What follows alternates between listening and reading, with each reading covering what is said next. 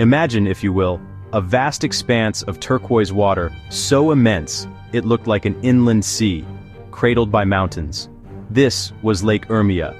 Ferries once traversed its shimmering surface, carrying people and goods between bustling port towns. Children would splash in its shallows, their laughter echoing across the waves. The air was alive with the calls of countless birds, flamingos, pelicans, gulls, that flocked here in their millions.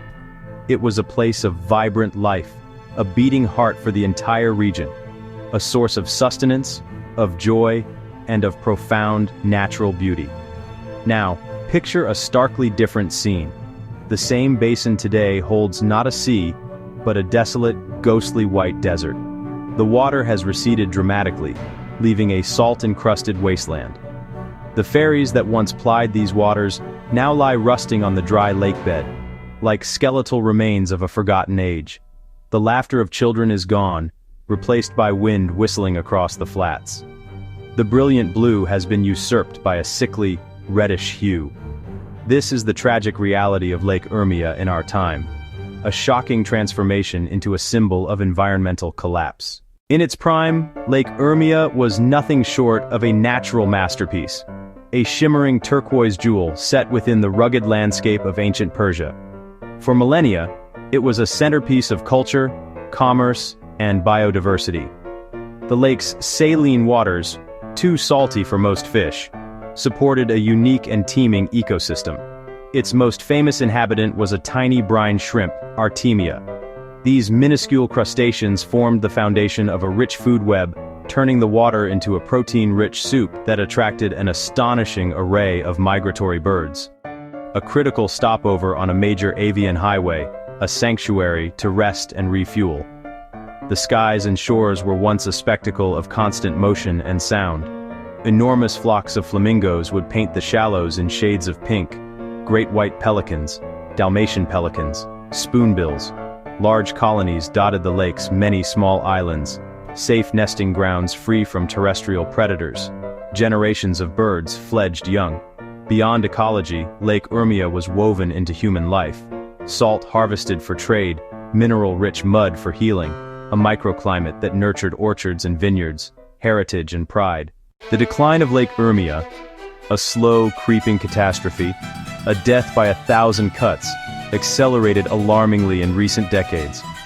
In the 1990s, the lake was still largely intact, surface area over 5,000 square kilometers, a robust, resilient ecosystem. However, the seeds of its destruction were already being sown. A significant increase in dam construction on the rivers that fed the lake began. Each new dam clamped another artery, reducing the vital freshwater needed to counteract high evaporation. The turn of the millennium marked a critical turning point. Reduced inflow was compounded by prolonged droughts. The lake's waterline began to visibly retreat year after year. Vast, muddy plains dried into cracked salt flats. By 2008, the situation had become a full-blown crisis. The lake had lost a significant portion of its volume, and salinity levels had skyrocketed. The once bustling Causeway Bridge now spanned large stretches of dry, barren land.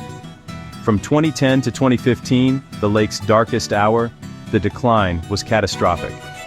At its lowest point, surface area shrank to a mere 10% of its original size, the water level dropping by more than 8 meters.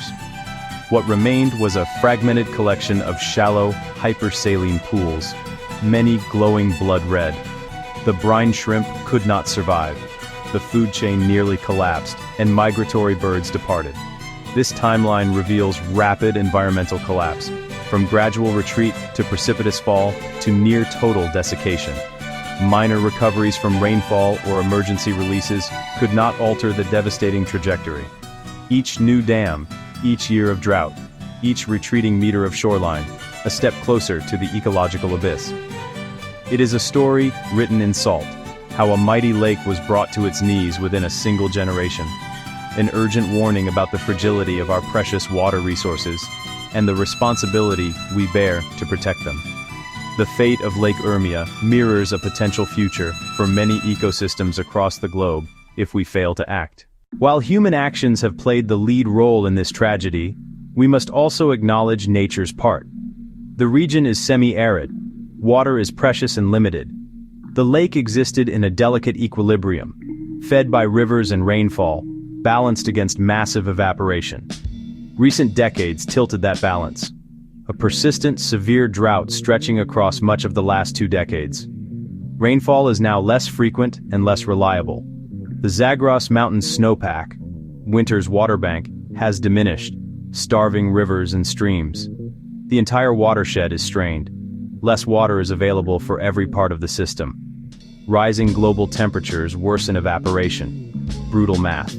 Inflow down, evaporation up, lake levels fall. Climate change turned up the heat and turned down the tap, creating a perfect storm of natural pressures. Historically, Urmia survived droughts. Its vast size was a buffer. The catastrophe came when natural pressures met unprecedented human water extraction. Nature loaded the gun. Human activity pulled the trigger. The lake's natural resilience was dismantled, exposing it to 21st century climate realities. The most direct and devastating human impact has been the control and diversion of the water that gives the lake life. Over the past 3 decades, an intensive program of dam construction swept the watershed. More than 70 dams, large and small. Each dam holds back billions of cubic meters destined for the lake, diverted primarily to agriculture and growing cities. Water storage encouraged agricultural expansion, creating a vicious cycle. More dams, more farming, more demand. Modern practices demand far more water. Thirsty crops like sugar beets, apples, and sunflowers need intensive irrigation. Beyond dams, tens of thousands of wells, many illegal, tap groundwater, lowering the water table and reducing seepage to rivers. It is a silent, widespread siphoning of the basin's last reserves. Natural inflow fell dramatically. Some estimates say over 80%. Agriculture, industry, and cities were served first. The lake got what was left. The lake was treated as residual, not vital, even though regional health depended on it. The cumulative effect? Lake Urmia was starved. The shrinking of Lake Urmia is not just an ecological disaster. It is a profound human tragedy. Vast plains of salt fuel storms carrying corrosive dust into communities. Inhaling salt-laden air leads to respiratory problems, asthma, severe lung conditions, and contributes to high blood pressure and eye issues. Tourism once thrived. Sail, swim, therapeutic mud, now collapsed. Rusting boats on the dry lakebed. Rusting boats are a sad testament to lost livelihoods. Ferry operators, hoteliers, and lakeside businesses. Encroaching salt destroys agricultural land. Salty dust stunts crops and salinizes soils and aquifers. Many farmers abandon ancestral homes, migrating to overcrowded cities in search of work. Villages are hollowed out.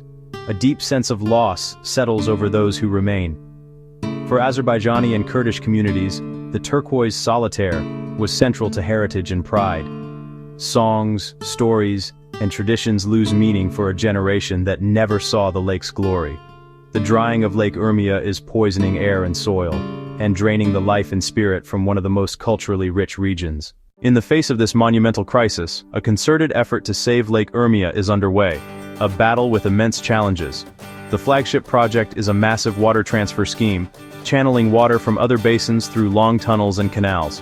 One project diverts water from the Kani Sib Dam, delivering hundreds of millions of cubic meters to the lake's southern reaches each year. The hope? Dilute extreme salinity and raise the lake level. Alongside engineering, there's a push to curb agricultural water use, switching to less thirsty crops and efficient irrigation, especially drip systems. Authorities are sealing illegal wells and installing meters on legal ones to rebalance the basin's water budget.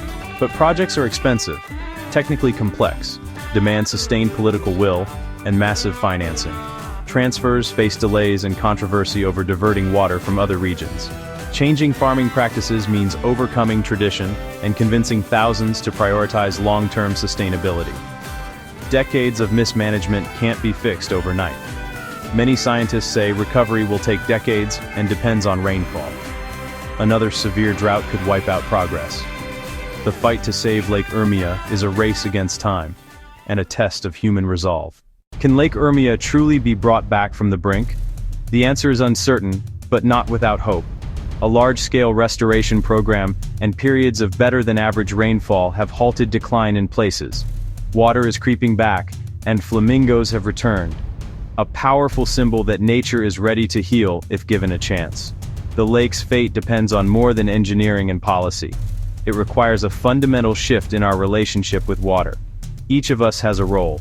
Be conscious of our water footprint, support sustainable agriculture, and make simple daily changes that save water. Spreading awareness may be our most powerful action. Talk about it, share it, and support organizations protecting fragile ecosystems. The revival of Lake Urmia is a global test of stewardship. Let us choose to make it a message of hope. Share this story, raise awareness. Subscribe for more eco-explorations, so future generations may once again see a vibrant turquoise sea in the heart of the mountains.